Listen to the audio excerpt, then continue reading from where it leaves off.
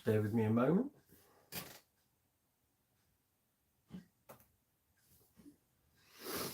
This is the fun bit. Just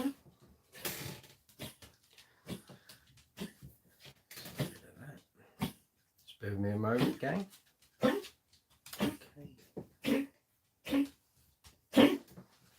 Here we go.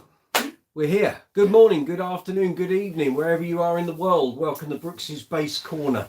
Live chat number 25. 25 of these we've done. Hope you're all safe and well out there. I need to make an apology early on this live chat. I'm home alone this evening, and we've got our lovely dog, obviously, but I have to leave my office door open so that he can come and go. You're going to hear some strange noises because he has a repetitive cough. So it's not me, and it's certainly not my stomach after dinner. It's the dog coughing. So his bed is in the doorway.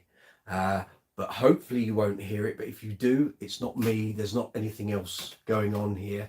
It's just the dog coughing. So on that note, welcome to Brooks's Base Corner, live chat number 25. Wherever you are in the world, good morning, good afternoon, good evening. Hope you're all safe and well out there. Tuesday evening, 7 o'clock. Here we go. Live chat number 25. If you've never been on a live chat before, or one of my live chats,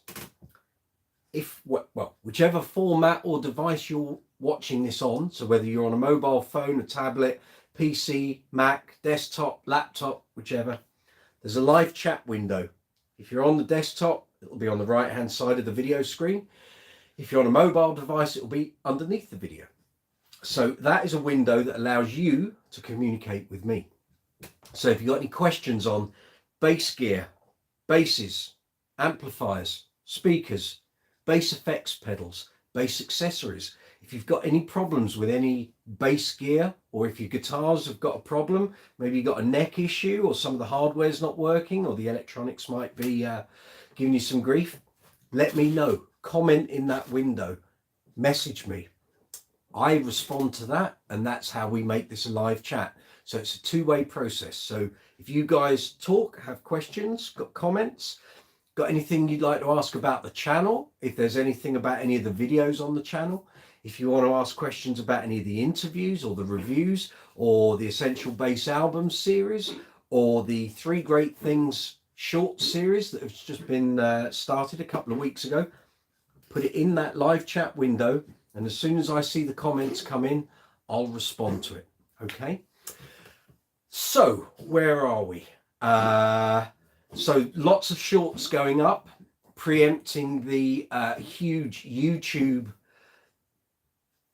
what can I say, promotion of YouTube Shorts that's coming up very shortly in January. So there's been loads of shorts content going up. There is long form content coming. Don't worry, it's all there. I've got it all ready to go. But my priority has just been over the past week or two to get these shorts up before it all starts getting rolled out big time over the next couple of months. Once we hit January, YouTube are promoting shorts like crazy, allegedly. So I need lots of shorts content for them to be able to do that. But the long form content is all there. Bass reviews, pedal reviews, couple of amplifier reviews. Got some new interviews coming your way. Got some vintage interviews from the vault, my bass guitar magazine, bass player magazine vault of interviews that I did over my writing career with those two magazines. There's some of those coming your way. There's new editions of the Essential Bass Album series. Scripts are written, just need to film them, edit them, get them out to you guys out there in YouTube land. So the live chat is what we do every Tuesday evening at 7 o'clock UK time. Our chance to communicate. Although anyone who watches the channel, watches any of the video content, you will know there's a community tab, which is like the social media platform of YouTube. If you've never gone to it or seen any of the messages that I post on that go through on the mobile app, whether you're on desktop, mobile, tablet, Mac, PC, doesn't matter. If you go onto the front page of the channel, there is a series of tabs, videos, shorts, live, playlists, about. You'll see there's a tab that says community. If you click on that, You'll see all the messages that I post out to you guys. You can reply to those, you can respond to them, you can like them, dislike them, you can share them. So the community tab is basically like social media for YouTube. So you can communicate with me via that. You can communicate via the comment section on each video. So you got any comments about that video specifically, or if you'd like to say something about the channel or suggestions for other videos, other content you might like to see, you can stick it there. Another option is to go on the social media platform. So we're on Facebook, we're on Instagram, we're on Twitter. You can send me messages via that. You can comment on any of the posts that I put up there. So it's a constant, ongoing, two-way thing. So if you've got anything you'd like to ask, any questions, any comments, you can do that via social media. You can do it via the videos in the community tab here on the channel, or on a Tuesday evening at 7 o'clock. You can communicate with me via the live chat window. We've got another 5 of these for the next 5 Tuesdays, which takes us up to, I think, the 6th of December. And then after that, there'll be a little break for Christmas and what have you, and then come back after Christmas in the new year, and we'll do some more. So for anyone who is partaking in the live chat, I can see you, Stacey. Good evening. Styled by Stacey Ann from North Carolina in the US. Good evening. Hope you're well. So on the live chat window, you guys out there in YouTube land, you'll see there's an emoji icon, so you can add emojis to the live chat. If there's something you want to ask or I respond to and you'd like to put an emoji in there, you can. There's also a $sign, and that is called Super Chat. So if you're enjoying this video, if you're enjoying the channel, if you're enjoying what we do here on the channel, you can donate financially to the channel. And this applies for any channel that's monetized. You can donate to the costs that we have. So buying equipment to review, buying equipment to do the filming and the editing and the audio equipment, or studio hire, variety of costs in keeping this all going and keeping it up and running. So if you'd like to donate to the channel, you can do it via this live chat, via the super chat icon, which is in that live chat window. Alternatively, every video here on the channel, because I'm monetized, has a row of icons underneath, which is the standard thing with YouTube. So you've got the thumbs up, the thumbs down, you've got share, save, watch later. There's a love heart with a $sign in. That's called super thanks. Works exactly the same way as super chat, but it's there on every video. So if you like a particular video or you like something here on the channel, you can donate financially via the super thanks button. Alternatively, obviously we've got it here on the live chat window. So that's the super chat. Underneath the video, it's super thanks. You don't have to donate. It's free. All the content is free for you to watch. Do what you wish with. But if you're enjoying something on the channel or that particular video, you might like to say thank you to the creator of that video. And that's a great way to do it. Now, what was I going to say? The other reason for offering super thanks after a video or underneath a video for you guys to respond to is that if you have a question or you've got a problem or you need something solving, YouTube is a great platform for that. I actually had an instance 5 years ago where our builder worked out the error code on our boiler by watching a YouTube video. You might have a Kubicki X Factor base and you may need to change the strings. You might not have a clue how to do it. I don't have a video here on the channel for that yet. I will do it. It's on my list of to-dos. But if by watching that video, you can then restring your bass and you think, I really couldn't have done that without that video, I'd like to say thank you to the creator. You can go to that super thanks button, donate away. We very much appreciate any payments via super chat or super thanks. We need it to keep these channels going. So I'll say up front, anyone donating this evening, thank you very much, is very much appreciated. And while I'm on that sort of track, thank you to everyone who's subscribed in the last 7 days. Thank you to everyone who's commented on the videos, given thumbs up. Thumbs downs are fine as well. Not everything is going to suit everyone. Thank you for hitting notification bells, leaving comments. responding to community tab posts. It's all really appreciated. It keeps the channels moving, keeps the YouTube algorithm happy. Everyone's a winner. So what's coming up? More shorts, long form content, reviews, bass reviews, pedal reviews, amp reviews, some new interviews, a couple of vintage interviews from my interview vault shortly. Christmas is going to get busy. December's busy. People are very busy. So I had someone here on the live chat a couple of weeks ago ask if I was going to do a new gift guide. There's a video on the channel. Anything I refer to tonight will be in the description box. Links to any videos I've previously made and uploaded, they'll be in there as well. I'll do a little link here in this little section of the screen in a moment. Anyone watching now, nothing's going to happen. As from tomorrow, there'll be a little, what YouTube calls cards. There'll be a little card here now, and that will take you through to the Xmas gift guide in 2020, which was a video I put up with basically products. I think we went for under £75 that any bass player would like to find in their Christmas stocking. Or if you're a family member or a partner or friends, you know musicians, and you think, I need to buy them a quick last minute present, what can I get them? There's a whole list. I think there were 20 products on that video. Might just give you a heads up, might give you some ideas. So that video will be there. It'll also be in the description box below. Someone asked if I was going to do an up-to-date one for this year. It was on my list of possible to-dos. But I think because we're now already into November, it's 1st of November, it's going to be very difficult to get stuff here and arriving all on time in order for me to film it. I know that didn't work out in 2020. Obviously, we were in lockdown. But trying to get stuff in and coordinated was a bit of a mess.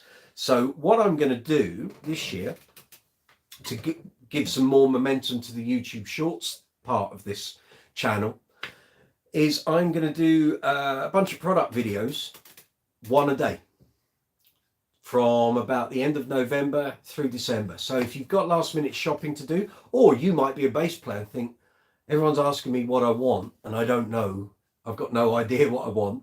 And as we get older, male bass players, I can speak from experience, female bass players always need things, but male bass players too, a lot of us go, I don't know what I want. And your partner will say, well, what can we get you? Well, I don't know. These videos might just give you some ideas of things you think, actually, I really need that. I've run out of that. I need to look after my basses. Can you get me some of that? So hopefully those videos will prove helpful to some of you out there. So keep an eye here on the channel. You can access the YouTube Shorts via the desktop. But generally YouTube Shorts runs like a thing like TikTok on the mobile apps. But you can still watch the videos. You can either just go to the videos tab here on the channel and you'll see the shorts appear, or you can go to the shorts playlist. And again, I'll put a link to it underneath. And all of the shorts videos I've made up to this point will be in that playlist. So if you want to watch those product videos through sort of end of November and through December, you can just check it daily. The only problem with YouTube Shorts on the mobile app is generally stuff gets fed to you rather than you necessarily selecting it. So again, you would need to go into the channel, the playlist or the video list and select those videos individually. But however you wish to use YouTube or get access to the content, it's entirely up to you. Those videos are there. How you choose to watch them is entirely up to you. So one last quick iteration. If you've got any questions about basses, amps, speakers, effects, accessories, anything here on the channel, you got any problems with your gear, you want to talk about gigs or getting gig fit, or you want to talk about pedal boards, which is something we've done over the past couple of weeks, or you want to talk about pedal chains and how to get the best or get the most out of your effects and get them in the right order so you get the best tones, you want to talk about that, we can do that. We did that 2 weeks ago. We helped a gentleman in Texas in the US called Texas Iguana. He came on here, fired a load of questions. We had a two-way conversation and we sorted his pedal board out and gave him some ideas for the next bunch of bass pedals he might want to put on his board.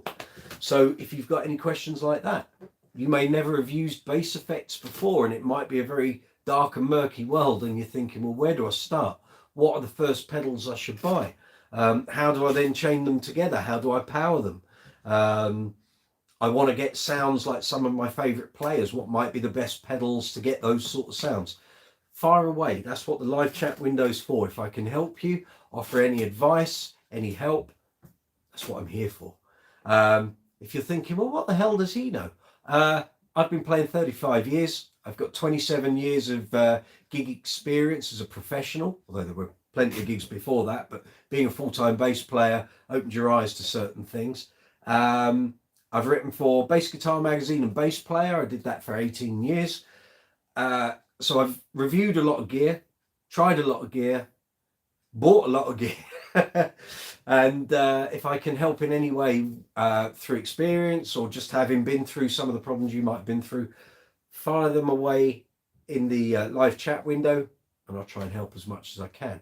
So, Stacey Ann, good afternoon, evening. Well, I guess where you are, North Carolina, we are looking at 3:15 in the afternoon, because we're 4 hours ahead at the moment because the clocks went back here on Sunday. So if it's 3:15 on your side, then it will be 12:15 on the west coast, and I won't do a time check for the rest of the planet because we could be here all night. So yeah, good evening, afternoon. Hope you're doing well. Hope that Aria SB900 is doing well. I hope your Nordstrand Synonix is getting played a lot as well. Young Stacey has a budding bass collection going on over there. So yeah, I hope your instruments are fine. Have you put those flat wounds on yet, which you were going to put on the Aria? Young Stacey bought a set of Road Sound flat wounds a few months back, and as far as I'm aware, you haven't put them on. So once you have, let me know how you got on with those. Patrick Sweeney, good evening. Welcome, sir.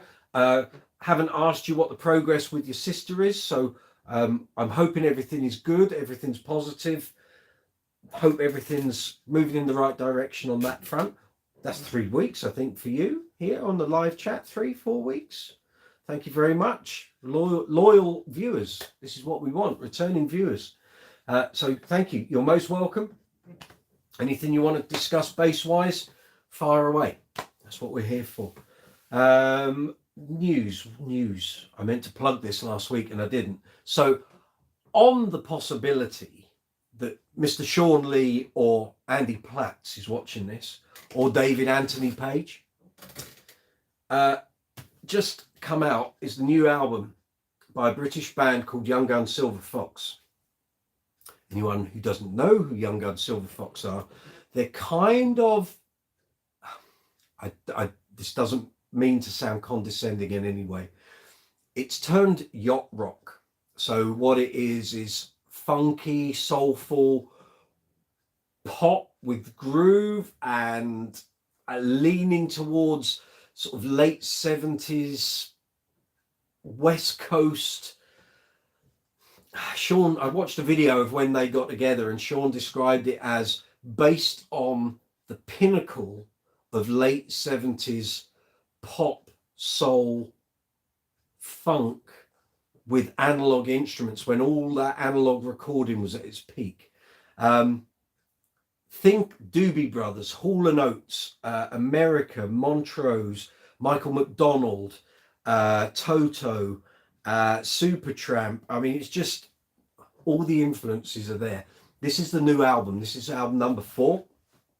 The last album, Canyons, came out literally about 5 or 6 weeks before we went into lockdown, and I felt so sorry for the guys because they were just starting to build momentum, getting on a bit of a roll, and they'd done an amazing show here in London at the end of 2019 at a venue called Nell's in Kensington here in London. I've got a recording of that gig. It was off the scale. It ranks in one of the top 3 gigs I think I've ever seen. Number 1 being Prince at Wembley Arena on the Love Sexy 88 tour. But this show at Nell's was just amazing. I discovered the band a couple of months previous. they've been around for a while, and I found out from Andy Platts yesterday that I knew already that they did a load of support shows with Level 42 in 2016. I could have seen them in 2016. I was at Watford Coliseum to see Level 42. I didn't come into the venue until after the support band had finished. It was then. I missed seeing them in 2016. I would have been a fan from that point. As it was, I didn't latch onto them until 2019, and they featured in a BBC programme about yacht rock. And they were fabulous in that programme. And I bought the first 2 albums, played them solidly for a couple of months, and I thought, well, the acid test is going to be, can they do this live? Not only did they do it live, they just blew it out the park. The harmonies, backing vocals were just off the scale. They had the horn section for a couple of tunes. It was just the most amazing gig. So sadly, the 3rd album, which came out 2 months later, got completely lost because of COVID, because they weren't able to tour it, promote it, or do anything. And it's a real shame. There's some great tunes on there. But this album came out a week and a half ago. Basically, you now can see, now they've got 4 albums, you can see how this all links and the influences all link.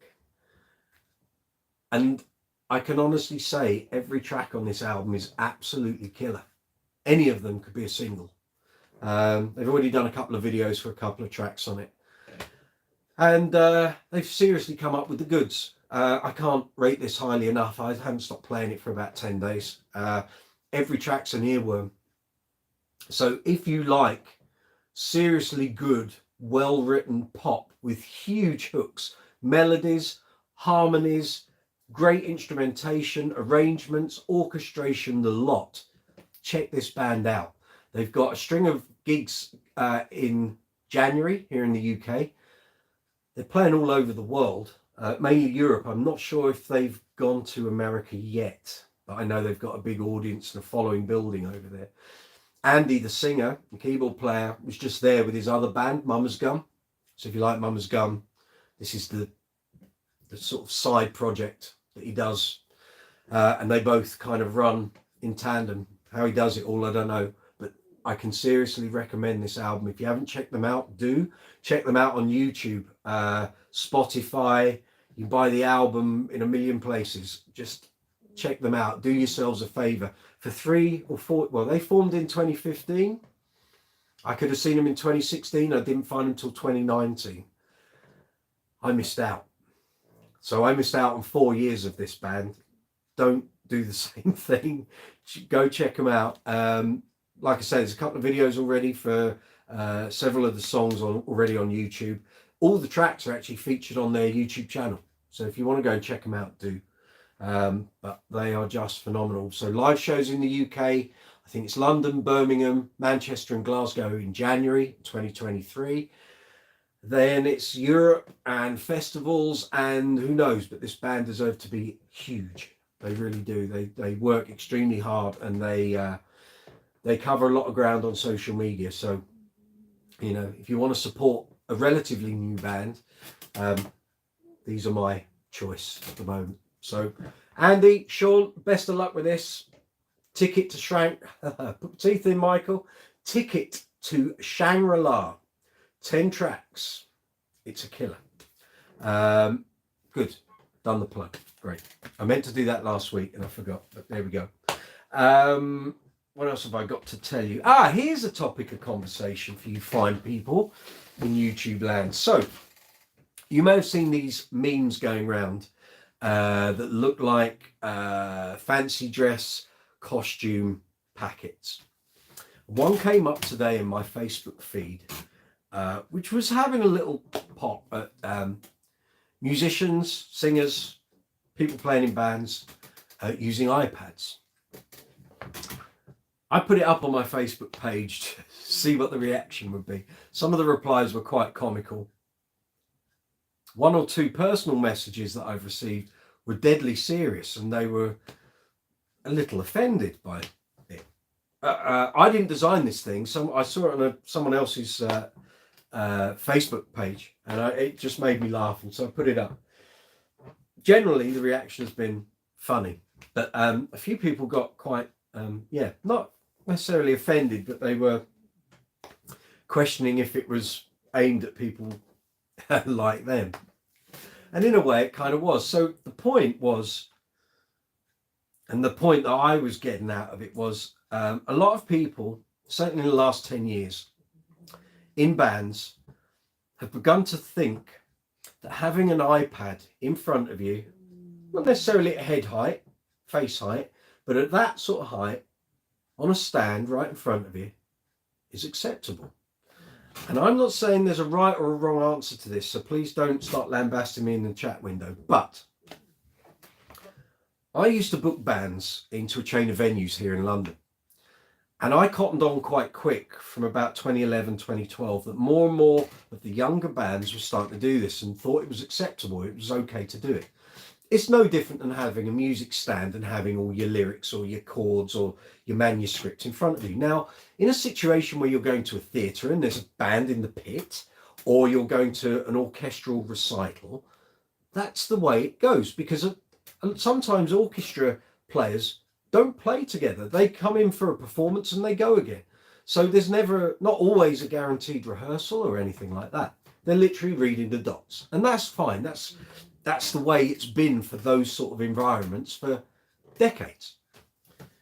My point on this is, like I say, about 10 years ago, more and more bands that I was starting to book were doing this, and I was starting to see iPads turn up. I thought for quite a while, they're just putting their set lists on. And what it became apparent was, for a lot of singers, they literally had all their lyrics for every song. And what was happening was, as you got nearer to the band, you realised they were making no eye contact with the audience or getting into the performance. They were literally reading it word for word, lyrics-wise, line by line. And I then started to get complaints from venue managers going, what's going on with the iPads? Why do they need the iPad? And I said, I don't know. Let me come along and I'll see what's going on. And yeah, so it became apparent that people had lyrics, but musicians were starting to do it as well. And when I'd ask the bands, why have you got an iPad? Well, it's got all the chords. That's and you'd say to them, well, have you not learned the song? No, I just wrote chord sheet out and that's what I'm playing. Right, okay. So the penny didn't ever drop that you think you should maybe perhaps learn the songs. And on the occasion that you might be depping for a band or it's a short notice thing, then yeah, fair enough. Because to get the performance done, you might not have had any time to learn it. And so you need that to get the performance through. Get through the performance, sorry, I got the words around the wrong way. But these were people who were regularly the band members, and the band were playing tens, if not hundreds of gigs a year. And literally turning up to every gig and just reading off an iPad. So again, like the singers, no contact with the audience, not having any input, not getting into the performance or anything. They would literally just stand there and just follow the chords. Now, my point would be, if you're in the band regularly, surely you must have learned the stuff. But I've had situations since we've come out of the pandemic and even leading up to the pandemic where this has become the norm. There are bands out there who, if you took their iPads away and said, right, now just do the performance, they wouldn't know any of the lyrics and they wouldn't know any of the chords and they wouldn't be able to play any of the songs. And to me, that's like, that can't be the way that it goes, really. If you're putting your band out there and you're a regular gigging band, you must learn the stuff. Surely you must learn the stuff. Now, I've had some people reply to this today and they've really got quite heated about it. Well, and their justification for it, I can't comprehend it. So I'll throw this open to the floor. You find people in YouTube land. What's your take on it? Because I know a lot of musicians who are of the same opinion as me. If you're going to go out there and put on a show and perform, you learn the stuff.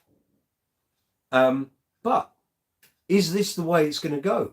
So basically, if you go to see a covers band in a pub or a function or a corporate event or a wedding gig or a theatre gig with the band on stage. Now, if the band are backing a singer and it's not a regular band, then yes, okay, Deps might come in, they might need an iPad, or it's the same situation as being in an orchestra, because you're backing that performer. The performer is the name, not the band. But if you're in a general covers band, or it's a tribute band where everyone in the band is part of it, not just the singer, how can you stand there and do the whole performance looking at a screen? I mean, to me, it doesn't make sense. I don't get it. I just don't get it. But maybe you guys have a different take on it. I don't know. Maybe it's me being old and old-fashioned. But if that's the way it's going, aren't you shortchanging the audience? Because you're not giving anything of yourself to the performance. You could be anyone, just walked in, play the chords and leave again. Yeah, sure, it's an easy life, but it's just a little worrying that this has now become the norm. And as a friend of mine said earlier, there's a whole generation of musicians that are under sort of my generation who think that is the norm and that it's always been like that. And I can honestly tell you, it wasn't. Until about 10 years ago, 11 years ago, and iPads sort of dropped in price a bit, and it became possible to take a tablet to a gig and have all your chords and stuff on it. I don't get it. I just don't get it. But if it's what suits you, that's fine. But actually, before we carry on, one of my bugbears is when you have people who've written it out, and this could be with paper as well. It's not just to do with iPads. Is when people have written out their version and it's wrong, and then they will shout everyone else in the band down, saying, "Yeah, but I've written it out. You've written it out wrong." So just because you've written it out or it's on your iPad doesn't mean it's right. That doesn't get you off the hook. You know, that isn't your safety blanket. You're not Linus from Charlie Brown with your security blanket. It's you need to actually learn the song. And yeah, I just don't get it. I don't get it. If it's last minute and an emergency and that's what gets the gig done, then that's fine. I understand that. But you know, to say I've got an iPad and that means I've learnt it, no, it doesn't. That's just you've written the chords out. That doesn't mean you've learnt that song. Maybe it's me. Patrick Sweeney, a friend of mine, put me on to them last year. Certainly, they were talking about Young Gun Silver Fox. Certainly reminded me of the Doobie Brothers. Well, I can tell you, across all 4 albums, there are so many different influences. So, yes, you may think they sound quite Doobie Brothers-ish in places. Check out all 4 albums. There's so many influences. There's one track on the first album, In My Pocket. Sounds like Prince to me. Now, I'd never say Prince ever sounded like the Doobie Brothers. There's some soul stuff on there. There's some Marvin Gaye influence. That first album is a complete sort of smorgasbord of yacht rock, West Coast, even East Coast American stuff from like the mid to the late 70s. There's loads of Eagles bits I hear. There's just so much. All 4 albums. There's some great stuff. There's a track on the 3rd album on Canyons, which is Earth, Wind and Fire. So if you like Earth, Wind and Fire, check out Canyons. Track on there called Dream Woman. When I asked Sean, are you going to play that on tour? He said, you're joking. We'd need an 11-piece band to pull that off. So I'm still hoping for the day that appears. Doesn't sound like it's coming my way anytime soon, but there we go. Let's see what else we've got. Stacey. Young Gun Silver Fox, yes, Pablo Cruz player, Little River Band. See, these are bands you guys know from the US, but we wouldn't necessarily know over here. All the influences. You know as well as I do, Stacey, because I told you about them when I discovered them, and they're just great. And the fact that the live shows are superb. Actually, I posted up a clip from their London gig in February this year at the Scala. That's on the Facebook page and I think the Instagram page as well. Which is a clip of one of the tracks off of here called Simple Imagination. You want to get an idea of what they sound like. It's coming direct from my phone on that gig. And they just sound great. So, you know. Patrick Sweeney, I hate it. We don't use iPads. Good man. The audience always react far more positively when you engage with them. Correct. It means you can improvise far more freely when you know the song inside out. Correct. These are all the things. It's like the way I accept things shouldn't always have to be done the way they've always been done. But when something like this is becoming the norm and the accepted norm, and I dep in quite a few bands and I do different things with different outfits and what have you, and I'm seeing it more and more, and particularly prevalent amongst the younger brigade, who I want to succeed, and they're carrying the baton for when the old timers like me stop. So, you know, you guys are leading the charge, and yet they're doing this. Singers especially. It's almost like they can't be bothered to learn the songs. Okay, I think I kind of got the melody in my head. I'll have the words on my pad and that'll be it. And I've done gigs where people have got completely lost in a song because they have no idea what the format is. They have no idea how the melody goes, but they've got the lyrics on their pad, so they'll just read the lyrics. It's not acceptable, guys. If it was my band and you came in to do that and that was what you did, I wouldn't pay you. I just wouldn't.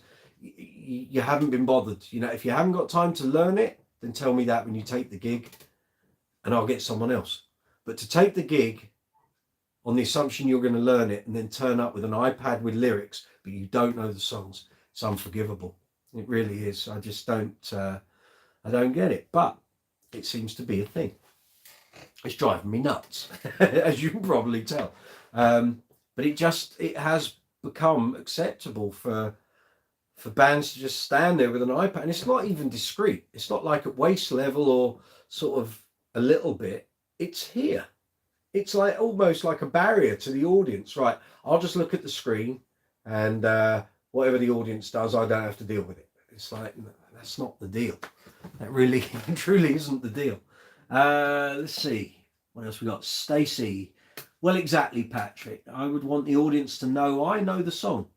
When a band member points to the audience during a bit to sing along is epic. How does one do that with an iPad? Half the time they don't know to do that where they are in the song, because the iPad is what it is. It is what it is. And I have been on gigs where iPad power has gone down, or the adapters come out, or their iPad has got no charge.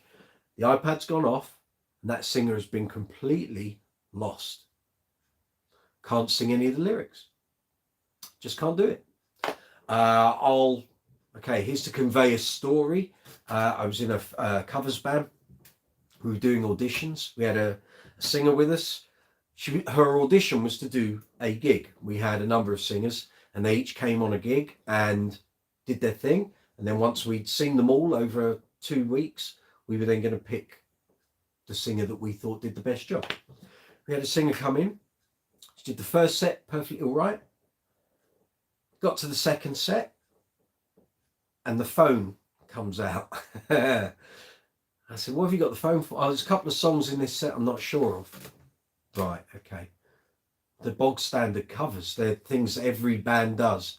So any function band, any covers band you will have played with in the last 10 years, you will have done these songs. They're crowd pleasers. One example from that set was Sex on Fire by Kings of Leon. So this probably happened in 2018. That song had been around for 10 years. There's no way as a vocalist on the London cover scene, she wouldn't have known those lyrics. She didn't know them. She stood there with the phone in her hand in a very, very busy club gig. And she literally read the words for Sex on Fire and missed where certain lines stopped and started. And we were agog. We were like, you were doing so well and you've now just completely ruined it. How could you not have known that song? If you didn't know the song, why didn't you tell us? And we would have swapped it for something else. But to stand there in a club that we play regularly, you're auditioning for us and you're reading it off a phone and you still don't actually know what the words are. Yeah, that was, she didn't get the job. Needless to say. Yeah, so here we are, Tuesday, 7 o'clock. Well, although it's now 7:40. It's Brooks's Bass Corner, live chat number 25. Every Tuesday, 7 o'clock UK time, we're here.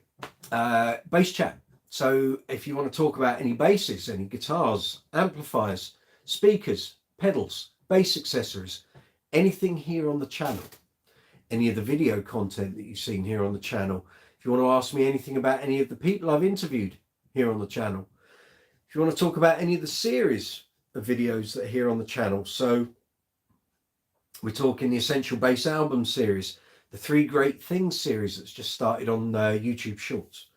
If you've got any questions, fire them in the live chat window. If you're on desktop, PC or Mac, the live chat window is on your right hand side. If you're on a mobile device, tablet, phone, it will be below this video. Any comments, anything you want to ask about, if you're looking for some advice on gear, maybe some of your equipment's broken down or something's gone wrong or you've broken something or the electronics are playing up, you've got some strings problems, let us know. Put it in the live chat window. As soon as I see your responses come up, I'll try and reply to them as quick as I can. No one's asked about the basses yet. So going on from last week's live chat, yes, there's an alembic behind me. This over here is a GB Rumour. That was built for me. 4-string, made here in the UK by GB Guitars. Bernie Goodfellow is the maker. Custom built for me. So if you want to ask anything about any of these, any of the amplifiers, any of the gadgets you see here, if you want to ask about a Digitech drop pedal, which we had a chat about last week, we've got the Electro Harmonics bass monosynth here. We've got an MXR vintage bass octave pedal, just skulking in the edge of your window there. There's an MXR bass envelope filter there. We've got a bunch of amplifiers. We've got an Avalon U5 DI box here. We've got a Gensben shuttle. There's some EBS gear. We've got Aguilar stuff here. There's a Mesa Boogie Strategy 888 Leviathanic valve amp here, full of valves. You want to try picking it up? Be my guest. So if you've got any questions about any of that, fire away. Put it in the live chat window. I'll respond to it as soon as I see it. I just saw a message pop up. Stacy, beauty of a bass. What is the official colour of that GB? Well, pleased you asked. Okay, when I had that bass made, in my head, I wanted a aqua, turquoise, teal kind of mix of all of those. I didn't want it blue, I didn't want it green, but it was kind of somewhere in between. So in my head, I had this kind of colour, although I bought this bass after that. So I had this Stingray colour, which is their teal, 1999. So I kind of had that. There was a picture of a Sadowski that I found online, which was exactly the colour I wanted. That's not how this bass turned out, unfortunately. This one is a little more green than I wanted. I would have liked a bit more blue in it. But according to Mr. GB himself, Bernie Goodfellow, he calls this, take the strings out, he calls this Kingfisher Blue. Now, anyone who's seen pictures of this bass on the Facebook page or the Instagram page, sometimes it just looks emerald green. It changes in different lights. I've had that on stage in sunlight and it's looked blue, like blue, not blue, blue. And yet inside in light, it kind of looks green. To you guys, you're probably getting some blue and some green. It just changes all the time. So official, it's called Kingfisher Blue. Heaven help anyone that ever tried to get a bass sprayed exactly the same colour, because I'm sure the guy that did the spraying wouldn't be able to get it the same colour again. And this was sprayed in 2004. So, you know, whether they could get that colour mix right again, who knows? I don't know if it was even an official colour, but we kind of got there. And actually, I can see how it looks on the camera. It looks great. It looks really blue. But sometimes it just goes emerald green. And actually here, now, with my eyes, that looks green. Yet, I can see how it looks to you guys. On the camera, it's coming out kind of greeny blue. But it's got quilted maple top. We've got Swamp Ash core. And then we've got maple and black walnut laminates running through the base. Little gunshot wound there. It's not, it's a knot in the wood, but yeah. But this was built for me in 2004, and it's done loads and loads of gigs, so it's all good. I'm just checking, where are we? Right, done that one, done that one. Kingfisher Blue noted, yes. Yeah, so there we go. LEDs, obviously, it's the GB, and front and side, some in the headstock too, strung up with road sounds. And this will be doing some gigs very shortly once we get through November and December. And it's great. Got a 3-band EQ. It's got the GB series parallel switch. There's no push pull, so we've got volume, pickup, blend, treble, middle, and bass. Simple, easy to use, and it plays like a dream. And I'm very happy with it. So yeah, if you've never checked out GB Guitars, based in Brighton here in the UK, I can seriously advise you to do so. Second-hand models come up now and again, so you might find some on eBay or various bass forums, or you can go to the GB Guitars appreciation page on Facebook. And Bernie's still building, he's still crafting away. So yeah, if you're after one or you want to hear one, you can still get them. If you've never heard one and you'd like to, feel free to check out demo and review links in the description box below. I'll put a link here to the GB Guitars playlist here on the channel. So there'll be a little card, just pops up there for anyone watching this after the event. And I should say, actually, to anyone who's watching this afterwards or listening to it, you can still get involved even though the live chat will have finished by the time you watch it. You can put stuff in the comments box below, and I'll reply to it as soon as I get alerted that there's a message there or that someone's posted a comment. So yes, so you know, feel free to post away. David Sutkins come from New York City. Hope you're well. Thank you for attending. I wasn't expecting that. Hey. First time I think you've been here on a live chat. You are more than welcome. David runs a fabulous bass channel on Facebook called Bass Up Front. It's on Instagram as well. I think you're about to have a YouTube channel. So I'm looking forward to seeing that. There's some great stuff on there. Possibly the best run bass community on Facebook, bar none. There's no rubbish. There's no flannel. Anyone gets out of line, they're off. That's it. There's no ifs, ands or buts. And it works splendidly thanks to this gentleman and his colleagues over there in the US. I think most of them are with you in the US. So yeah, check Bass Up Front out. I don't have a Bass Up Front t-shirt, sadly. Queen t-shirt on tonight, but yeah.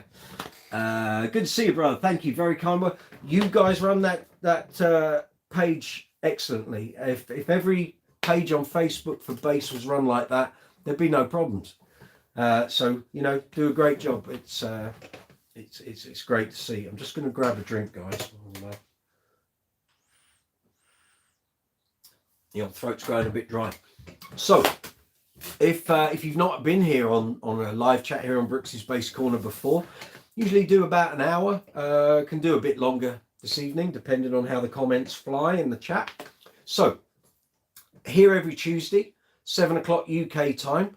You're more than welcome. If you want to attend future live chats and you think I won't remember that it's on Tuesday, you can actually go into the video section of the channel, and you'll see the thumbnail for the video on the screen and a small button that says notify me. If you click that, it will then send you a notification nearer the time, I think on the day that the live chat happens. So you can set those reminders and it will remind you. Alternatively, check in on social media, so Facebook, Instagram or Twitter. There will be links for the live chat on there. Again, click on it, even though it's not actually happening. Take you through to the front page, you hit notify me, you'll get a notification from YouTube. Or alternatively, you can check out the community tab here on the channel. I post on it almost every day, if not every day, every 2 days. And usually on the day of a live chat, I'll put it on there. Sometimes even the day before. So yes, there's no reason not to attend. It's you can get YouTube to do all the legwork. It just tells you when the live chat is going to happen nearer the time. Off you go. We're here. So if you've got any questions about bass guitars, bass amplifiers, speakers, effect pedals, bass accessories, anything here on the channel, you want to ask anything about the interviews I've done, anything about the reviews and demos that are here on the channel, anything about the Essential Bass album series, and there'll be a whole load of new episodes of that, hopefully dropping before Christmas. I've got the scripts all written for 20. I was going to try and do 25 to 30, but it's too much in one hit. So we're going to do 20. The scripts are written. Now just got to film them, edit them together, get them out to you guys. So I hope you enjoy those. The first batch, I think it was 23. I think I did 23 first time round. Kind of had a mixed response. I think because the channel was building, there's so many people do album reviews and what have you on YouTube. But basically it's bass centric. So I'm focusing on what the bass player does. Don't really care what the singer's up to. It's about what the bass player does on those albums, what gear they were using, how popular the albums were, you know, what was their sales status. But basically, what was the legacy of that album in terms of bass? So if you want to check them out, I'll put a playlist link in the description box. You can check them out to your leisure. There's Queen, there's Level 42, David Lee Roth, Mr. Big, Nirvana, Beatles, Thin Lizzy, Jamiroquai, Earth, Wind and Fire, Paul Simon, Living Colour, Weather Report, The Police, James Brown, Fleetwood Mac, there's Yes.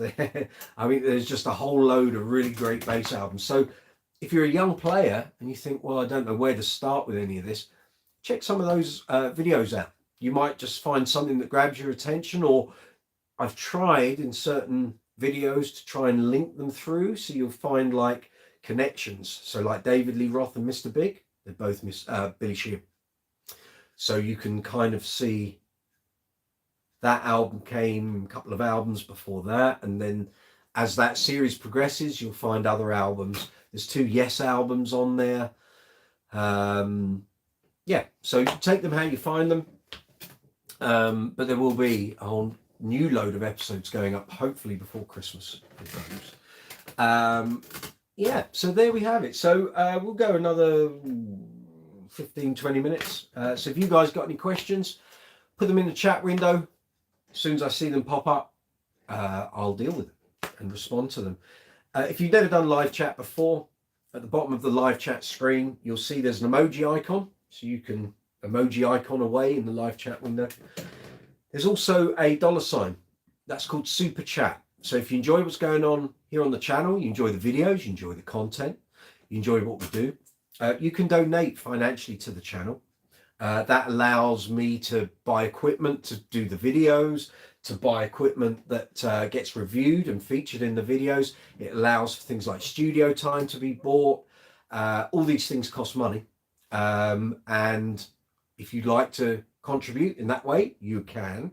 If you don't want to do it here on a live chat, but you enjoy certain videos on the channel, and this applies to any monetized channel on YouTube, you'll see the icons underneath the videos. So we've got thumbs up, thumbs down, watch later, share, create. There's a love heart with a $sign in. That's called super thanks. So if you enjoy a video, or you enjoy a creator and their output, or you've watched a video that has helped solve a problem you've got, it might be sorting the problem with your boiler, it might be how to reset your TV remote control, how to fix your mobile phone. If those videos help you and you'd like to say thank you to the creator, you can hit super thanks and you can donate to that guy or girl's channel. So that's how that works. You don't have to. The content we put up is free. We earn money on ad revenue. I'm sure most of you know that. But if you donate directly to the channel, it helps. We get more of it, and it helps keep the channels and everything that we do here sort of rolling along. So that's up to you guys. So where are we? So we've got Dave, we've got Patrick, we've got Stacey Ann, and I can see loads of people watching. I'm pointing at you lot out there. I can see the numbers going up. So Thank you very much for watching. If you're new to Brooks's Bass Corner, but you've subscribed in the last 7 days, or you've liked a video, or you've commented, or you've, let's think, if you've watched any of the shorts, any of the new YouTube shorts, numbers have been very good. Thank you. But yeah, if you've subscribed to the channel, that really helps. I'll reiterate a point I made a couple of weeks ago. Sometimes, you lovely viewers out there, you get the hump with us creators. Either we put too much content out, or you don't want the constant notifications from YouTube. You can control how you're notified about content. So you will know that there's a bell, and that's called the notification bell. How you set that for each channel decides how you are notified when there's new content. So there's 3 options. There's none. So you can subscribe to a channel but not receive any notifications. That's fine. You can have a highlighted option, which basically means you select the sort of content you want to see and be notified about for each channel. So that's the middle option. And then the third option is all. So every time, for example, if you subscribe to my channel, hit the notification bell, selected all, you're going to see every notification when I'm posting up content or commenting in the community tab or anything here on the channel. If you don't like all that, all you need to do is turn notifications back to none. You don't need to unsubscribe. And those of us who create content here on YouTube, it's really dismaying and off-putting when we suddenly see people have dropped off the channel.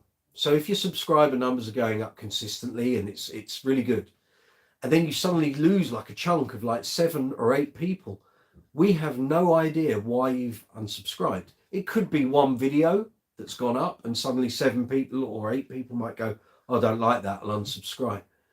That's fine. That's perfectly up to you to do that. But if it's a case of notifications and you're thinking, oh, I get too many, just edit the notification bell. Don't unsubscribe, because it's so disheartening for us. Because when we accrue subscribers, it's a real feather in our cap. When we lose them again, we don't know why. And it can be really quite off-putting. So going forward, if you subscribe to the channel, thank you very much. I do really appreciate it. Subscriber numbers are up literally week on week at the moment, so thank you. I really do appreciate it, because it keeps the momentum going here on the channel. It makes the YouTube algorithm very happy that the channel is progressing in a positive way. But please don't unsubscribe if there's just too many notifications. That's actually, you are in control of that. So find the notification bell here on the channel, click it, and then you can select how the notifications come to you. Sermon over. I haven't heard in a number of minutes anyone discussing the iPad topic. I thought there might be a flurry of people, but no. Stacey Ann, Patrick has a question above Dave's remarks. Patrick, I'd missed that. Sorry, this is what happened. I get suddenly a flurry. I'm talking and a flurry come in and I miss one. Thank you, Stacey, for highlighting that. What is your go-to bass when you do function gigs? I know you use age-specific basses for your tribute bands. Yeah, so when I'm doing Queen tributes, I use a pair of Precisions. So they're not age-specific. One is a black 2018 Precision, which I then modified the scratch plate and the hardware, so it looks like John Deacon's bass from '86 up until the point he left Queen. And then I've got a Ash Natural Finish 2017 FSR 70s Precision, which has got a tortoiseshell plate on, and it sounds amazing. There will be a demo video and a review video going up very shortly. I've got them edited, ready to go. So those are what I use on that. Then when we get functions, at the moment, I'm using the Status Empathy, the red one, because that's obviously featuring in the string experiment videos. Again, link to the playlist will be below. I put a card here as well, so if you don't know what that's all about, check it out. So it's basically a series of videos. There's a set of road sound strings on that Status Empathy. We're going to see how long those strings last and how many gigs.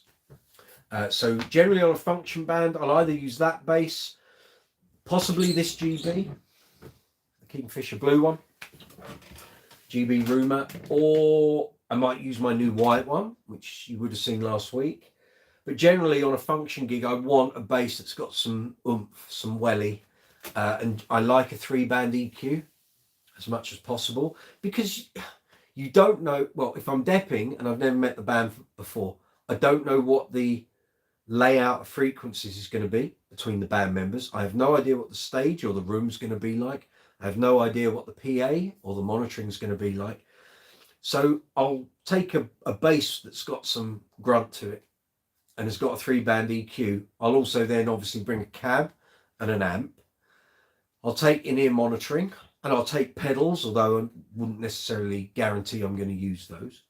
And then aside from that, because you know, obviously, Patrick, I've got a fairly hefty bass arsenal here, I can pick and choose. So if I'm going blind on a band I've never played with or never worked with, then I'll take one of the tried and trusted. But if it's a band that I've played with a number of times, or I know there's a certain vibe about the band, or they're trying to convey a certain look, then I might mix it up. I might take a Stingray, might take the Lakeland, taking the Dingwall on a few gigs. I might take a different GB. It might be a Precision, but not the like the Queen ones. I might take the Mike Dirnt if it was a bit of a punky rocky band. I might take an Alembic. Done that on various occasions. Just depends what the call of the gig is. I don't have to use anything generally. I'll just use my sort of knowledge and intuition as to what I think I need. And I'll always take 2 basses. Very rare that I only ever take one. That would only be if there's limited transport space, if we're all going in one vehicle or something.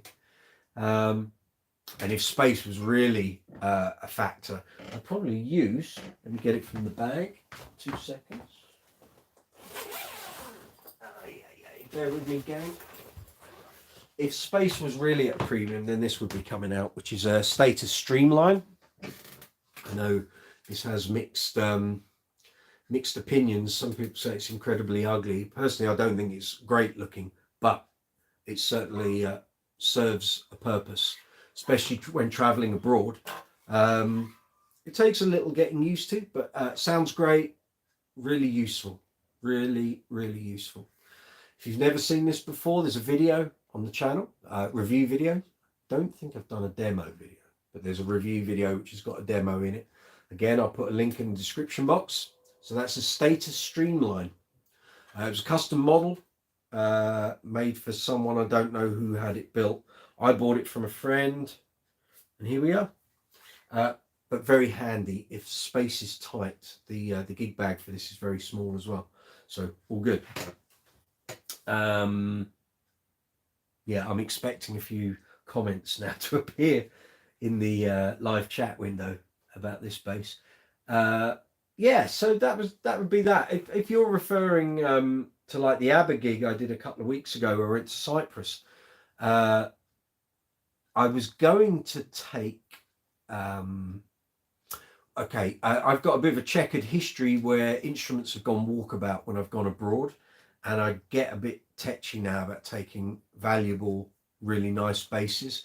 My Status Empathy has gone walkabout on more than a few occasions, especially coming back from Israel.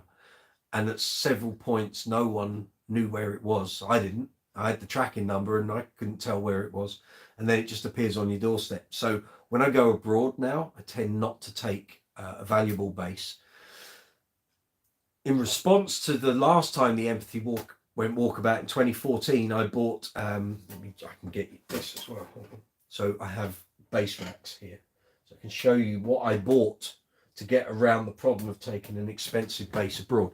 So again, with my whole thing about having 3-band EQs and not knowing where you're going to be playing or what amplification you might have, I toyed with the idea of having a cheap passive Fender and getting something like a John East circuit into a pedal. He actually did that for Dave Swift. So basically I've got a couple of basses here with John East circuits in, and all I wanted was that circuit in a pedal box with a stomp button. So I could just turn it on at the start of a set and it would be on the whole, same as having an active EQ. Anyway, he didn't want to do another one because he'd done one for Dave. He didn't want to go down a route of providing EQs in pedals. And I said, well, I could really do with it. But anyway, we didn't get any further. And then I changed my mind. And I'd always been a fan of the Ibanez ATK basses, but I'd never really played one. And I kept noticing they were going cheap on eBay. And this is a Korean, I think it's Korean.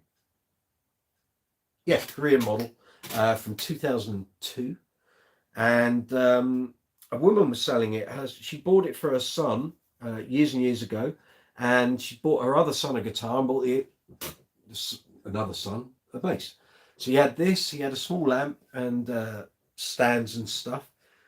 And it went remarkably cheap. And so I bought this to do the abroad gigs. So it's a standard ATK with an extra pickup in it, which was a model they did. It's got 5 pickup coil settings for this, the triple coil humbucker. Well, it's a humbucker, it's triple coil unit, 3-band EQ, volume. You can have string through body if you want. And it's slightly heavy, but I then used it on 2 trips to Israel that I did after the Empathy had gone walkabout. And it performed admirably. And I was going to take this with me to Cyprus a couple of weeks ago. And what was the reason I didn't take it? There was a reason I didn't take it. And I ended up taking the Betsy. And I travelled with it in an SKB bass safe. And it worked great. I wish I'd had the bass safe years ago. Would have been a whole lot easier. And it worked really well. So basically that covers you on the flights and what have you. And then when you get to the other end, you don't need to take the case part with you, because basically your bass goes in a gig bag and the gig bag goes in the bass safe. Lock it in, bang, done. So, but anyway, this generally is my preferred option when I go abroad. Although I have done a couple of travel gigs where I took this. But again, now that a lot of airlines just won't let you take any instruments into the cabin, I don't want this in a gig bag, or assuming I can get it on the plane in a gig bag and then being told, actually, you've got to put it in the hold. That happened twice. And so now I just don't want to travel, well, especially with status going up in price. I want to look after this. So the Ibanez, being a lot cheaper, can do the gigs abroad from this point on. I know why I didn't take this bass, because I wanted to restring it and film it before I took it out on the gig to Cyprus.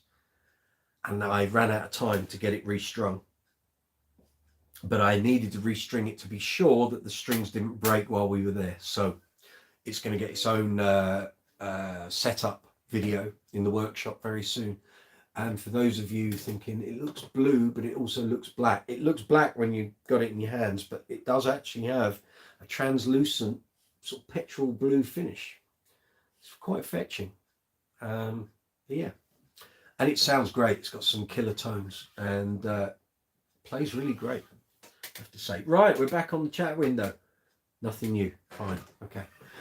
We will do another 5 minutes, I think, unless you guys suddenly have a load of comments, things you want to add. So if you are out there watching, not watching at a later date, but if you're watching at this moment, got any questions about basses, bass guitars, amplifiers, speakers, bass effect pedals, bass accessories, anything you'd like to ask about content here on the channel, reviews, interviews, demos, talk throughs, essential bass album series, workshop videos.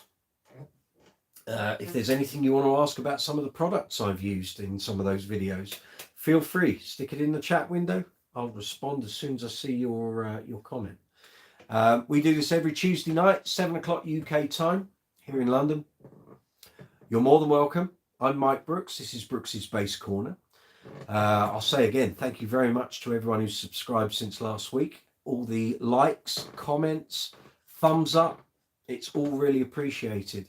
Numbers are constantly going up. And for the past that 8 weeks, it's all been green arrows going up. So we're moving in the right direction. So thank you very much, because without you guys, none of that happens. I can't do that. It's you guys watching the videos, getting involved, hopefully enjoying the content. So thank you. I do appreciate it. I know I say that all the time, but it's true. And there's only so many ways I can say it. So next week we'll be doing it all again. I think next week we'll be having some live bass sound. And if you were watching last week, you know I have my reservations about doing that, because I never know if it's going to bleed the camera microphone or not with a speaker so close. But we're going to try and do that, and I will need your reactions to tell me whether it's okay or not. If it's suddenly all boomy and distorty, then we'll stop it. But that could well be next week. So when we're doing that, if you want to hear any of the basses here in the collection, or if you want to hear any basses that you may have seen featured on the videos here on the channel, as long as I own the bass and it's here, you can hear it. So if you want to hear this Ibanez ATK, or you want to hear this Status Streamline, or you'd like to hear the GB Rumor, or you'd like to hear the Alembic Mark King, you can call it however you wish. I'll give you guys the option on what you hear, and we'll take it from there. So that could be quite a lively live chat next week. Anything else I need to tell you guys? So what we got coming up this week, YouTube Shorts, literally one every day at the moment. I know it seems a little relentless, but with how YouTube are promoting their big push for YouTube Shorts in January, I've got to make sure I've got plenty of content ready for that. So there is a short every day going up. The live chat obviously happens on Tuesdays. There will be long form content this week. I would imagine 1 or 2 of the bass string experiment series.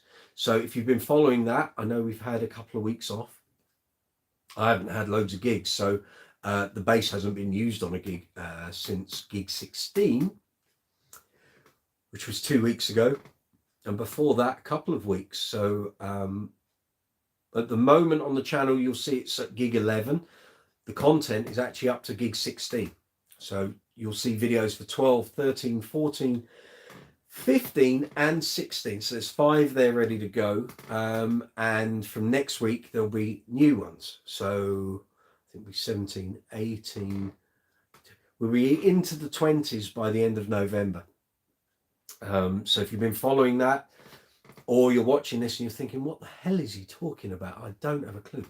So at the end of July, I put a set of Rotosound swing bass 66 steel round wounds, 40 100 gauge on a Status Empathy 4-string, and that bass is doing as many gigs as I can possibly do with it, and we're going to see how long that set of strings lasts. So at the moment we've got up to gig 16, until a string snaps or they completely die to the point I can't use them anymore, or they lose their tuning stability. Those strings are staying on there.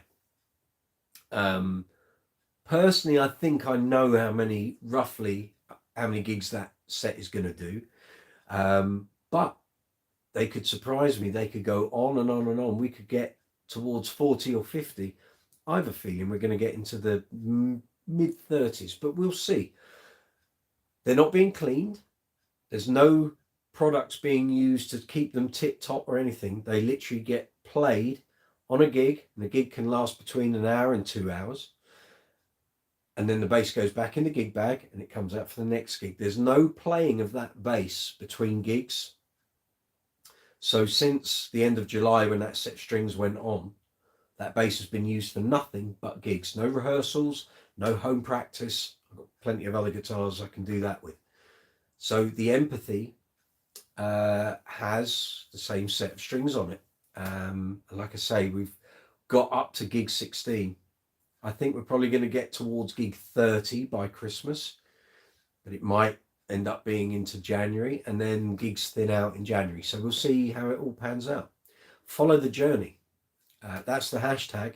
Follow the journey. And those videos are here. So if you want to see those, have a look in the description box. Look for the bass string experiment playlist, and all those videos are in there, and you can jump between them. You can watch them in order, in sequence if you wish. It's all there. And we do I'm not light touch. I don't have a light playing touch, so those strings are taking a hammering. How they've quite managed up to gig 16 and still have loads of tone, I don't know. I would assume because wrote to sound the great strings. So Jason, Jack, if you're out there, great strings. They are. I see some comments in the window.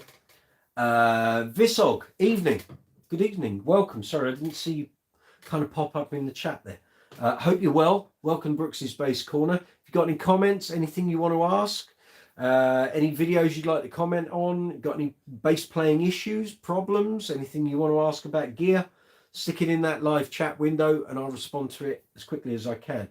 If you've got a load of things you want to ask, I'll keep this live chat going. So, and I'm more than happy to do that. And that goes for any of you watching. If you want to contribute to the live chat, just go for it and I'll keep going. If I don't see any sort of points coming up, then we'll end it sooner than later. But I'm more than happy to go on as long as you guys want to. Stacey, yes, that'd be great to hear those basses. The GB Kingfisher Blue and the new white GB in particular. That's fine. The GB white one that Stacey's referring to is a bass I bought for my 50th birthday. It's a Rumour 4-string, but it was one of Bernie's old demo basses. Anyone who knows about the GB demo basses knows what I'm talking about. This bass is slightly different. I've had 2 single coil pickups put in to replace the humbuckers. Very different sound. We can compare the white with the Kingfisher Blue next week and you will hear the difference. I promise. Yeah, cool. Visog, admiring your Rumour, sat here with a Spitfire. Well, Spitfires, you say? I'll pull one out of the rack for you. Hold on. Just bear with me. It's very hard because I'm not sat next to the right next to the racks, and there's a laptop on a chair in the way. So some of you who follow the channel will have seen this bass before. So this is a GB Guitars Spitfire. This was built in 2005. I saw this the day it was completed, before the original owner took possession of it. And I actually said to Bernie at the time, I'm going to own that bass one day. I don't know how, but I will. He went, oh, it'll disappear like all the rest. And I got it in 2009. It went from the original owner to another guy, and then I bought it off that bloke. So I'm the third owner. You've seen this in various thumbnails and pictures on the social media, on YouTube. Some of the thumbnails this bass is featured. Quilted maple top, cherry sunburst, removable scratch plate without screws. It's got all the various GB contraptions. It's got the now let me think. It's got the tuning, which I think is called the G spot. It is the G spot. So basically this puts out a tone of G, as in a G note, when you've got an amp, and it will produce that. And then from that, that's your guide to get the G string in tune. You can tune the other strings from it. It doesn't have the kick drum pulse, which I know was an option at one point, but it's great. Lovely bass. Well, yeah. There's no flies on that, that's for sure. There's a couple of videos for this. There's a demo and a review video. Again, I'll put the links in the description box later. Those will all appear tomorrow because this video now, because we're on a live stream, it uploads overnight. Tomorrow I can go into the video and start adding notes into the description box and putting the cards up, which I was talking to you about. Yes, Visog, there we go. Yeah, yours is a 5. Excellent. You will know exactly what the GBs are all about, my friend. So yeah, so for anyone watching who's a fan of GB guitars, we have a Spitfire, we have a Rumour with LEDs, obviously, although the Spitfire doesn't have them. There we go, for those who like that sort of thing. This Spitfire doesn't have LEDs, that's fine. And then I have a Rumour 5-string and, as we were talking about, the white Rumour, which is one of Bernie's old demo basses. So before people suddenly think, what's he on about demo basses? Bernie had a couple of basses that were made out of various bits of wood that he used to demonstrate the Rumour style, I guess in the 90s, maybe late 90s. And those basses sound like nothing else. So one of them is the blue one. The blue one actually ended up being a bass that Bernie would loan to people who were going to buy one of his instruments, and it would allow them to get accustomed to the shape and the contouring and the circuitry, so that when you went to buy your own, you could say, actually, I don't like the Rumour shape, I'd rather have a Spitfire. Or you might say, could I have the rear contour in a different place, or the front contour in a different place, or can I have the circuit tuned with more mids or less mids, or more bottom end or less? So that was how that worked. That bass actually went out on tour with Michael Choi, who's the bass player for Mika, and they had a thing on stage where the drummer would come and play notes on the strings on the neck, and when that bass came back from tour, it was utterly destroyed, much to Bernie's anger. Anyway, he still has that bass. The white one was the other version of that blue bass. Because they already had one blue, it got resprayed into white. And then one of Bernie's colleagues, Jim, hi Jim if you're watching, had that bass. And it was put up on their site as for sale, but as I understand it, it wasn't for sale. And when I was looking around for a bass to buy for my 50th birthday, I saw that. And so I inquired, is the bass for sale? No, it's not for sale. So, well, why is it on the website? It's for sale then. Jim's here. I'll ask him. And as it was, Jim said, I'm happy for Mike to buy this. So that's why I've got it. Swap the humbuckers out, because I've got two other Rumours with humbuckers. This has got the humbuckers too.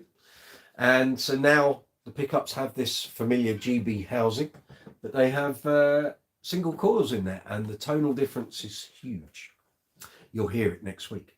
So I'll rig up probably an Aguilar amp and cab, and we can start plugging in some basses, and I'll apologize for the playing obviously, but you guys can hear some of these tones.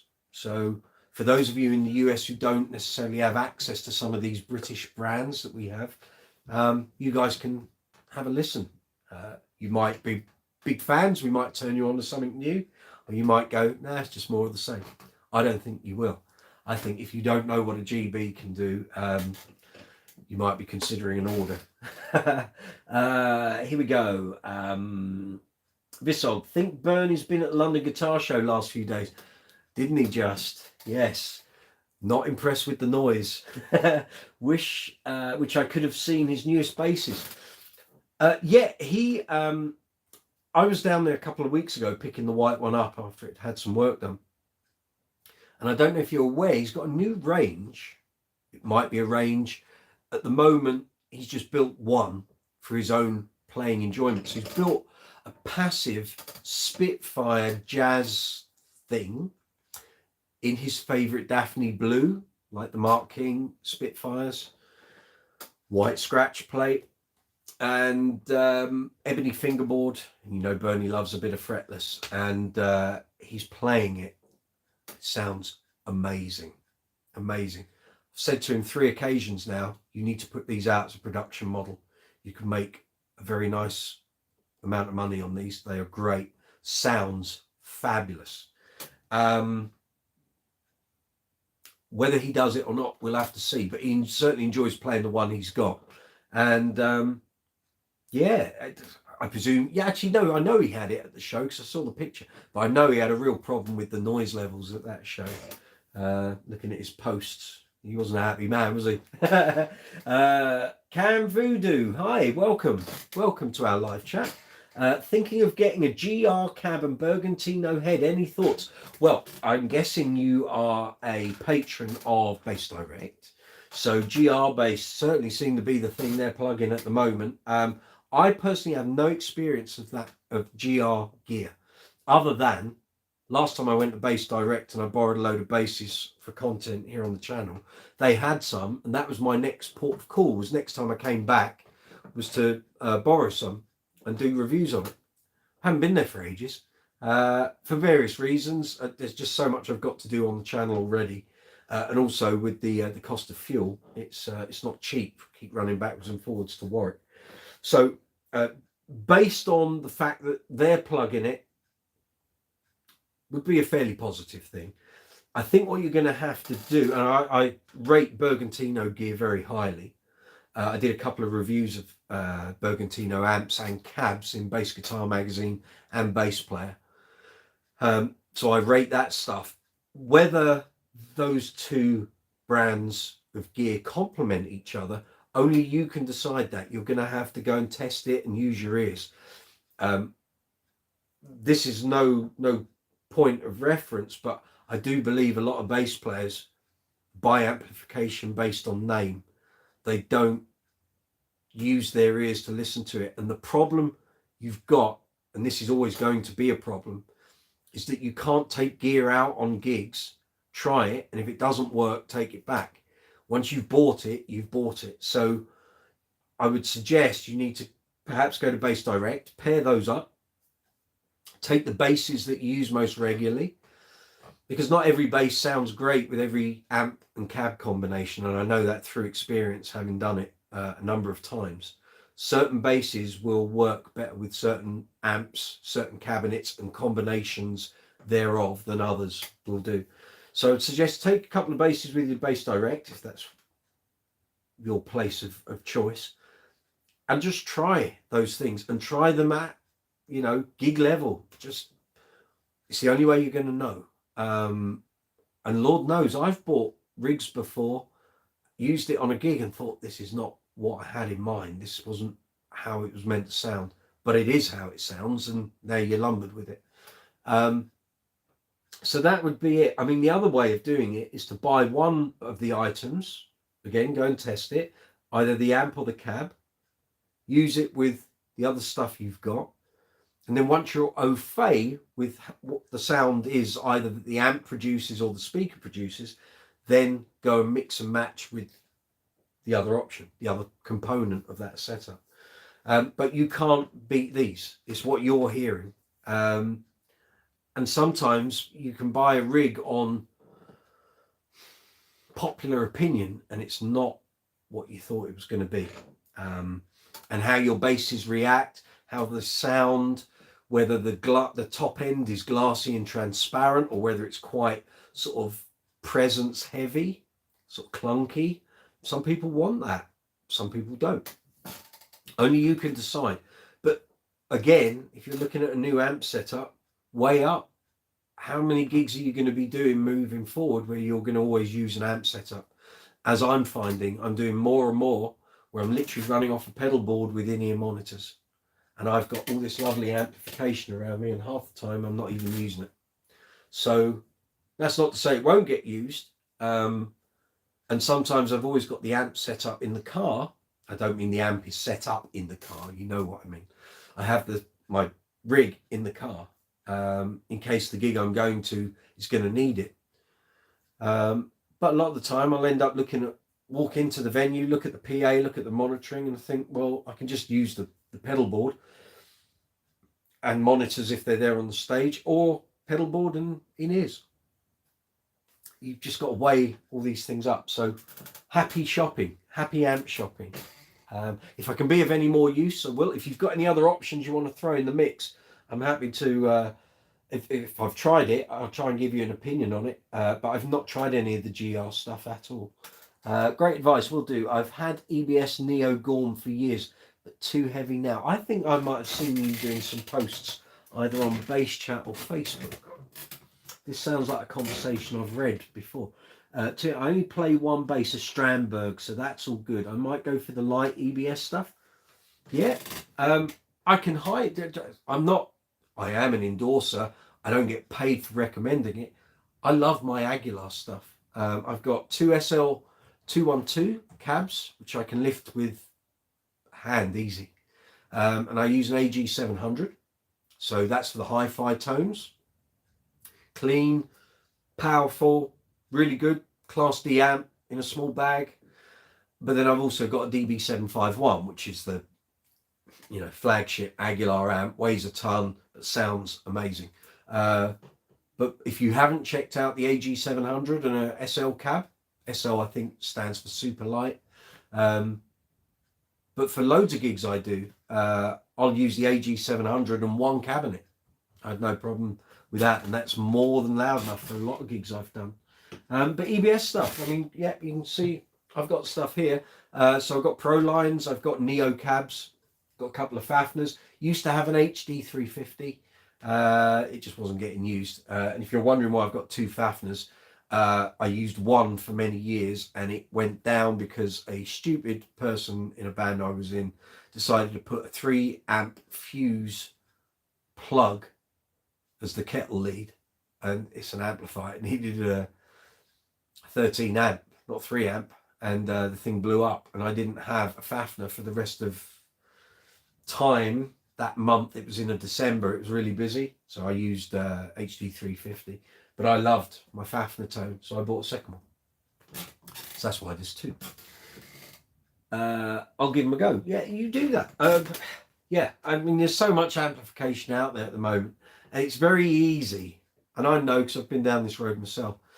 People spout about hardware, amplification, pedals, basses all the time, and I've seen bass forums for, well, since 1999, various bass forums. You get people on there talking like they're the experts. Oh, I've just bought this rig. It does this and this and this and this. Everyone goes and buys that rig, and then they slate. Oh, it doesn't do that, and it doesn't do that. It didn't sound like that. And that person's already sold their rig, and they're on to the next one. Oh, well, I've now bought this rig, and I've seen it, and it's the same. What's the word I'm looking for? It's the same performance every time. I've seen this for over 20 years. I've seen what they do. So these people don't necessarily do gigs. They might do one or two here and there, and they will spend thousands and thousands of pounds on the new bells and whistles rig, and then they'll buy it. Oh no, within a month or two, they've shifted it, another one. A couple of months, they've shifted it, and I'm never convinced they actually know what they're looking for. I think they just want to keep buying gear, and I don't know what that is meant to facilitate. If that's your thing, go for it. You're just going to waste a load of money chasing your tail. If you haven't got an idea of the sound you want in your head, you can buy all the amplification in the world, but you ain't going to get the sound you're looking for because you don't know what it is. Sorry, little rant there. Not being rude, I've just seen this behaviour on forums so many occasions. Use your ears. Everything you need to know is in your head, in your heart, and in your ears.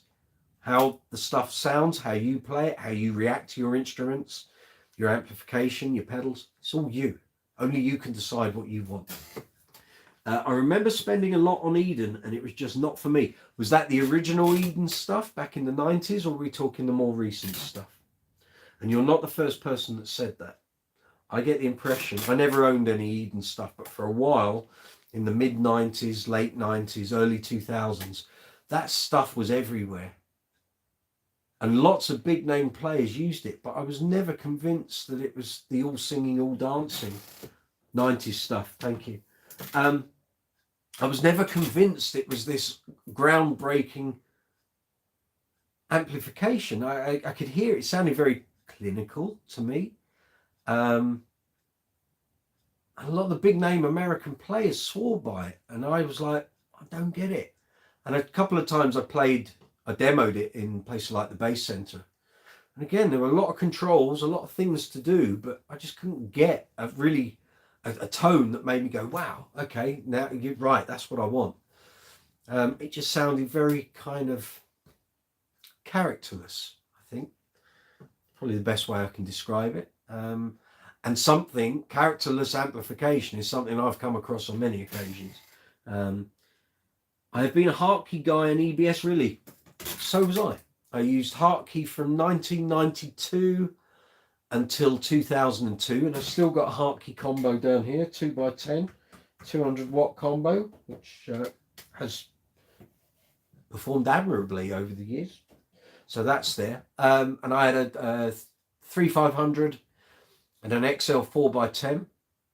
It did 10 years, loads of gigs, and it just became a little unreliable and started getting dry joints on the circuit board. The LEDs on the graphics started going, the ribbon cable went. It was just, it was a shame. I would have probably liked to have kept it, but I thought it was time for an upgrade. And I thought, and I was right, bass amplification moved on from Hartkeys in the early 90s. Moved over to EBS, Fafners, 4x10s, 2x10s.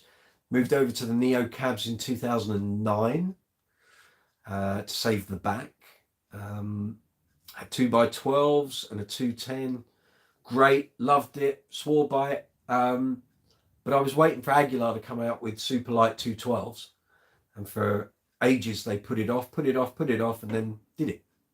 And also the fact I was assured I'd have backup around the world wherever I played was a bit of a no-brainer.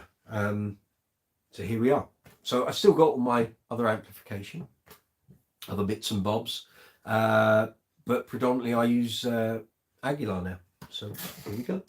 But there's never any harm in trying this stuff out, but you do need to take instruments with you because they're what you play. Can't guarantee the one in the shop is going to sound like the one you take out in your gig. So always take your sort of favourite 2 or 3 basses. You know how they feel and how they sound. Try them through as much gear as you can. Patrick Sweeney, 80s Trace was my thing. It would have been mine had I had the money. But I didn't get to buy my first proper rig until 92. So before that, I had my first combo was in 88, which was a custom sound 60-watt Cub with chorus. And then my next amp, 89, was a Carlsberg Cobra 90-watt, the grey one, graphic EQ on the front. And that was good. And I had that for years along with my Hartkey stuff. And then I sold it to a good friend of mine who I've known for a couple of decades, Andy, if you're there. And he's still got it, and it's still going strong. But 80s Trace, wasn't that just the pinnacle for all of us? We were all like, wow, that's what we got to get. And then, because of various trade things with Gibson, the trade deal in America, and then the quality after SMX, it just kind of went downhill, and then it all fell out of favour. And now we're in the situation we're in. But yeah, 80s Trace stuff.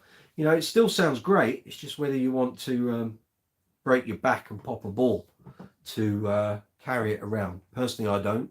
But yeah, there we go. Cam Voodoo, I had that combo with a 15.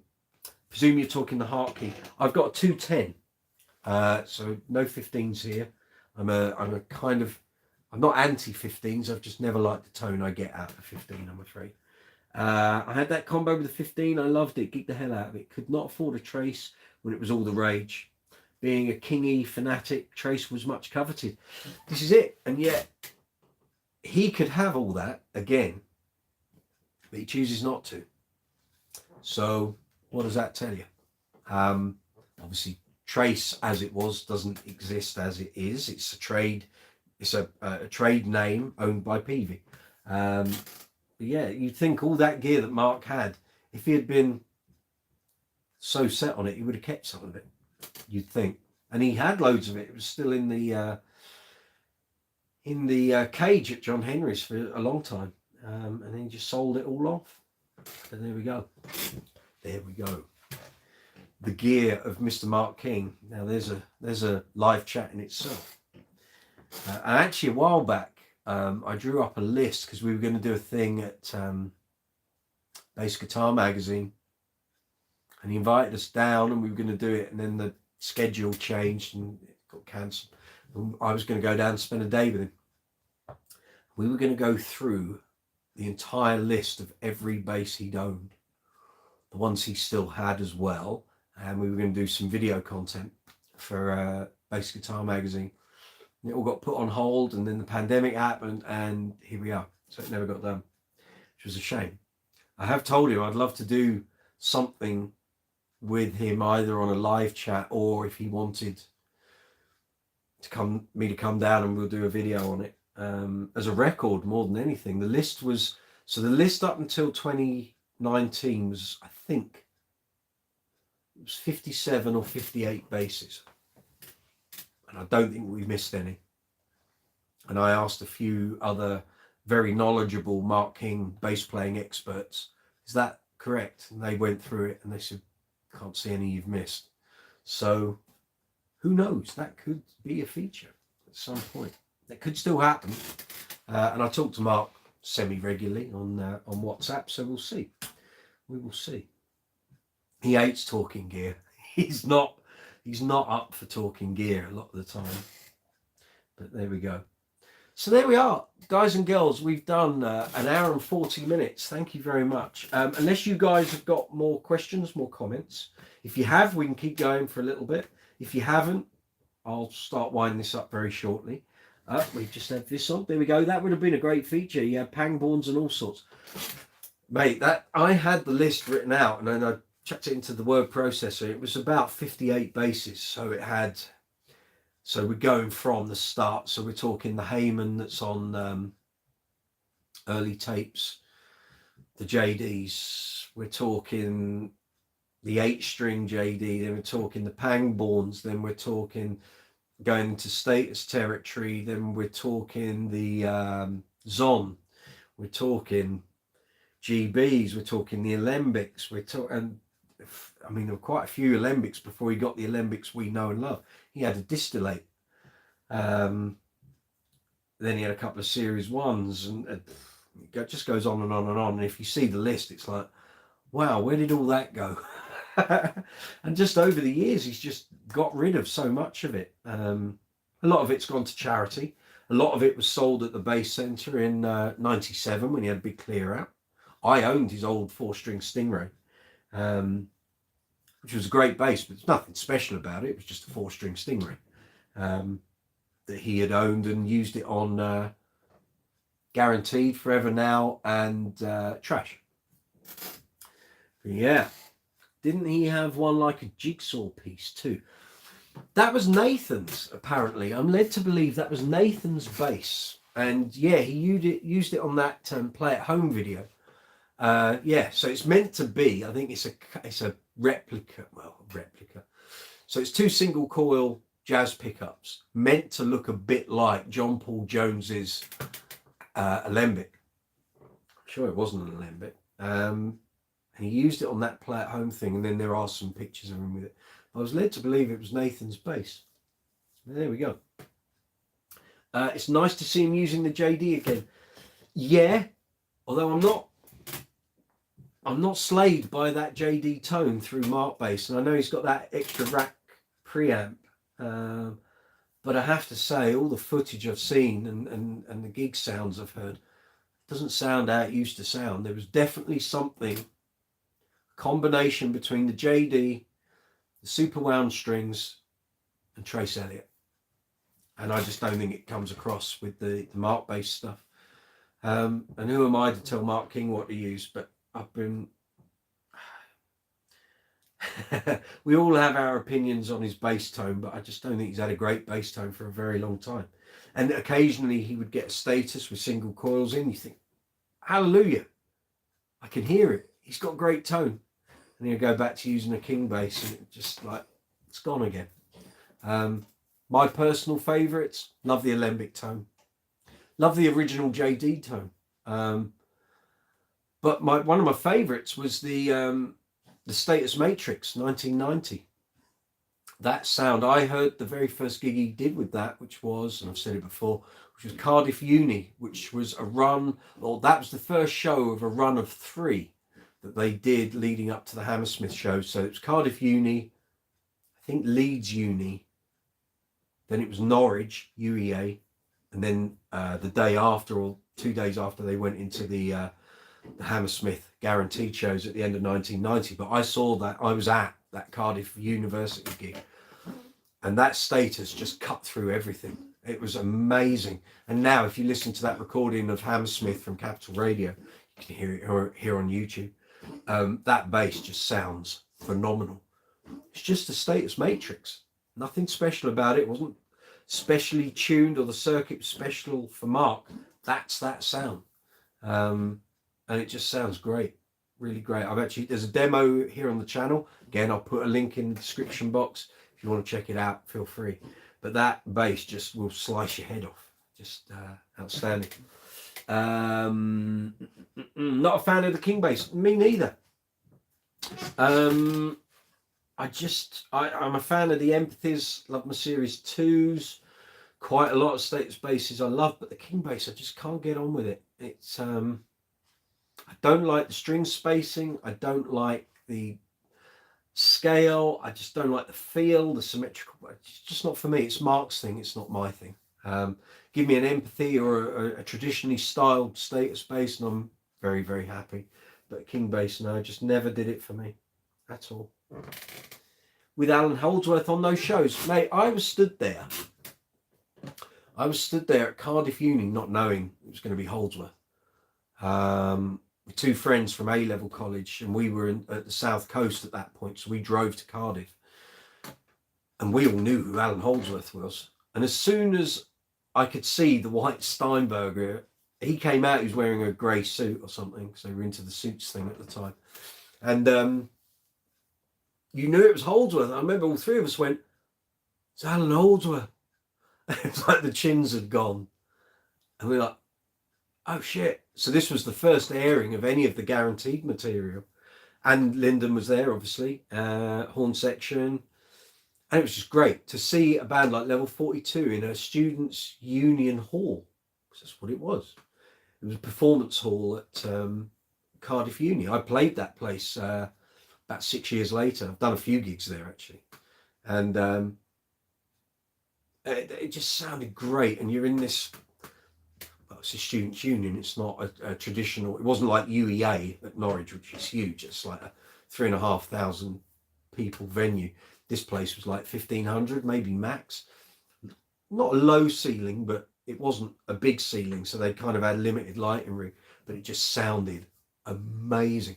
First live show since the end of the Staring at the Sun tour. So yeah, what was that? That would be, so Staring at the Sun finished in February, so we're talking 1 year and 10 months. That was the first live gig, and it was great. Wish I had a recording of it. It was amazing. It sounded so much better than I saw them on the final night at Hammersmith, and I thought, oh, they've kind of lost something along the way. Maybe it was just too long a run of gigs at the same venue. I don't know. Maybe just very tired. But the Cardiff Uni gig was like, because obviously first night, a few jitters maybe, the old adrenaline's going. Yeah, crazy times. This old without yet. Holdsworth on Man must have been ace. Yeah, it was. Yeah, it was. Well, actually, that night he had the two Alembics and the Status, and I've got photos. Actually, I think if you look on Google, go to images, put Level 42 1990, you'll see some photos that I put up on Facebook a couple of years ago, and you'll see some of those basses. But yeah, actually, he had the 5-string Empathy as well for If You Were Mine. But yeah, he used both the Alembics, the Status, and the 5-string Status. But obviously the Status Matrix didn't have LEDs in.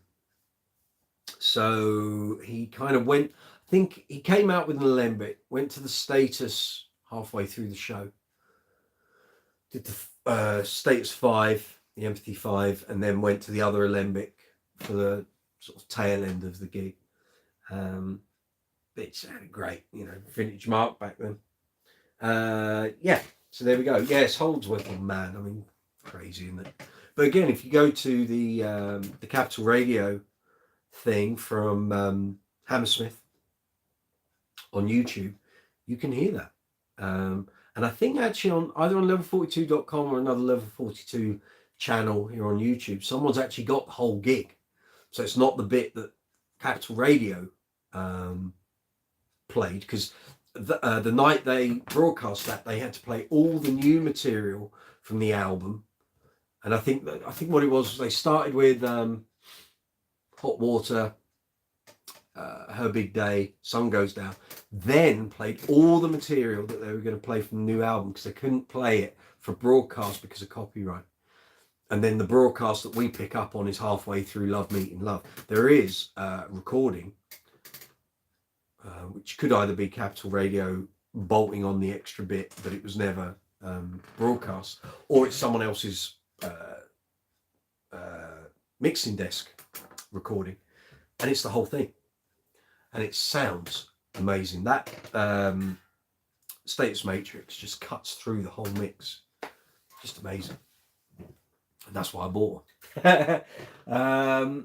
But yeah, Oldsworth on man on that, and especially on that whole recording. It's a great gig. Listening to it all through. Although poor Mark in Heaven in My Hands, the E string just he must have bashed it, or I don't think it was for, or maybe he didn't tune it back up properly after Kansas City Milkman, and so he goes wading into Heaven in My Hands, and the E string's not tuned up. And the problem is it's not on a like a Kubicki where you'd have the extra frets. He's tuned that low string down to a low D. I'm not even sure it's in that. It might be like C sharp or something. It's just, and you can hear him. He's like, and I think he tries to tune it up in one of the choruses, but he doesn't make a good job of it. It just sounds a mess. But there we go. Happy days, eh? Gonna have a listen to that. Yeah, do. It's there. I've actually got, I think I downloaded it, or I got sent it a long time ago, and I listened to it in the car a couple of years ago. And I thought, God, this just sounds so good. But it was what it was at the time. You know, that's the record of it. How are we looking? 151. Okay, guys. We should continue this next week. If you can make next week's live chat, we'll carry on. I'm very aware that people have sort of lives outside of YouTube. So I think I'll wrap this up now. So thank you very much, everyone, for attending tonight's live chat. If you've got involved on the live chat window, very much appreciated. Thank you. Guys, you are always welcome anytime. We do this every Tuesday at 7 p.m. UK time. If you want to come and get involved, feel free. You're more than welcome to do so. If you just want to sit and watch and listen to it, you're free to do that as well. If you've enjoyed this video, please hit the subscribe button. If you enjoyed any of the content on the channel, hit the subscribe button. Hit the notification bell, and make sure you set the notification bell how you want to receive notifications. So if you don't want to hear when I'm posting up new videos or new content, click none. If you want to personalize the content you get, click the middle option. And if you want to receive everything that I upload and notify you about, then click all. But if you don't want to hear everything, click none. It's not a problem. But if you're subscribing, don't unsubscribe. Just change your notification setting. And if you enjoyed this live chat, then hit the thumbs up. Give it a like. That would be very much appreciated. Thank you again, everyone, for watching, getting involved. I hope you all have a lovely Tuesday.